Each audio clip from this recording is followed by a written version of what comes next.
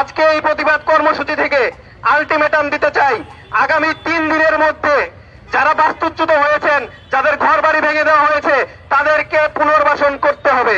আমরা আলটিমেটাম দিতে চাই, আগামী 3 দিনের মধ্যে এই ঘটনার সাথে যারা জড়িত, যারা মসজিদের মাইকে ঘোষণা দেওয়ার মাধ্যমে 2 দফায় হিন্দুদের বাড়িতে হামলা করেছেন, তাদেরকে গ্রেপ্তার করতে হবে। এই যে আপনারা যে বিচারহীনতার সংস্কৃতি তৈরি করছেন, এই যে আপনারা মব কালচারের মাধ্যমে বিচার নিজের হাতে তুলে নিচ্ছেন, এই ধরনের সংস্কৃতি যদি তৈরি করেন, আমরা বিগত সময়ে দেখেছি, এই সংস্কৃতি যদি একবার জেগে বসে, এই সংস্কৃতি রিমুভ করার মতো ক্ষমতা কোন সরকার, কোন দেশের জনগণের থাকে না।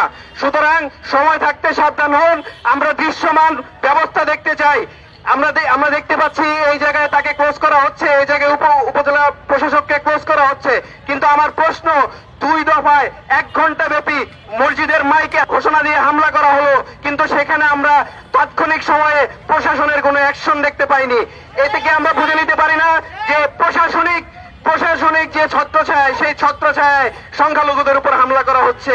5ই আগস্টের পরে অভ্যুত্থান কারা করেছে এবং অভ্যুত্থান কিভাবে হয়েছে তাই নিয়ে ইচ্ছা করে একটা ধোঁয়াশা সৃষ্টি করার চেষ্টা হচ্ছে, একটা অপপ্রচার হচ্ছে। কথা ভুলে গেলে চলবে না। এই অভ্যুত্থান যতখানি মুগ্ধের, যতখানি আবু সাইদের, ততখানি লিয়া গোপের, ততখানি রুদ্র সেনের, ততখানি হৃদয়চন্দ্র তরুয়ার।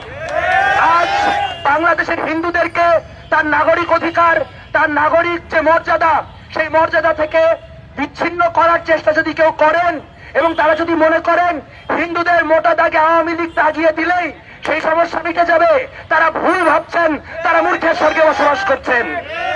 আমরা স্পষ্ট করে বলতে চাই যে অভ্যুত্থান পূর্ববর্তী সময়ে আওয়ামী লীগ বিরোধী যেই সকল লড়াই সংগ্রাম, সেই লড়াই সংগ্রামে আমরা অনেক হিন্দু ধর্মাবলম্বীও সংযুক্ত ছিলাম এবং আমরা আমাদের পূর্ণ শক্তি দিয়ে সেই লড়াই করেছি।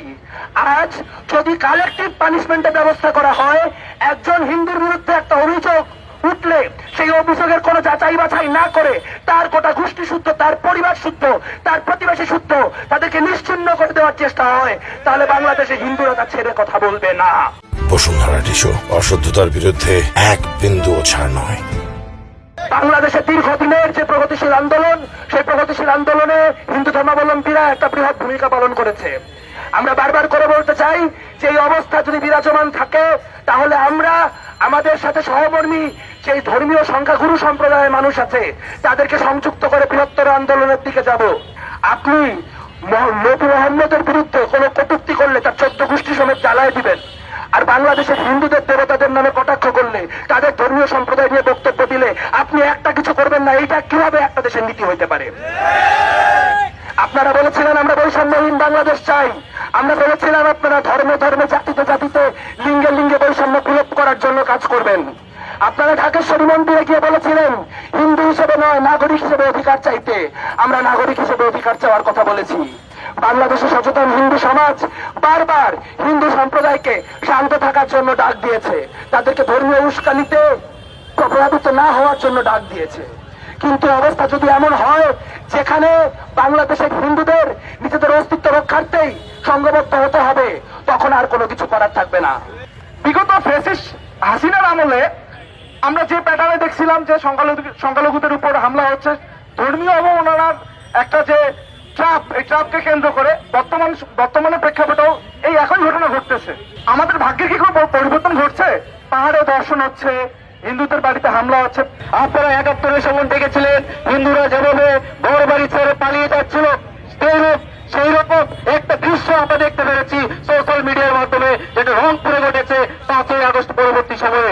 ডক্টর মোহাম্মদ ইউনূস যে কথাটি বলেছিলেন 5ই আগস্ট পরবর্তী সময়ে আমাদের 8 দফা দাবি মেনে না নিয়ে, তিনি বলেছিলেন আমরা যেন বাংলাদেশ হিসেবে আমাদের অধিকার চাই।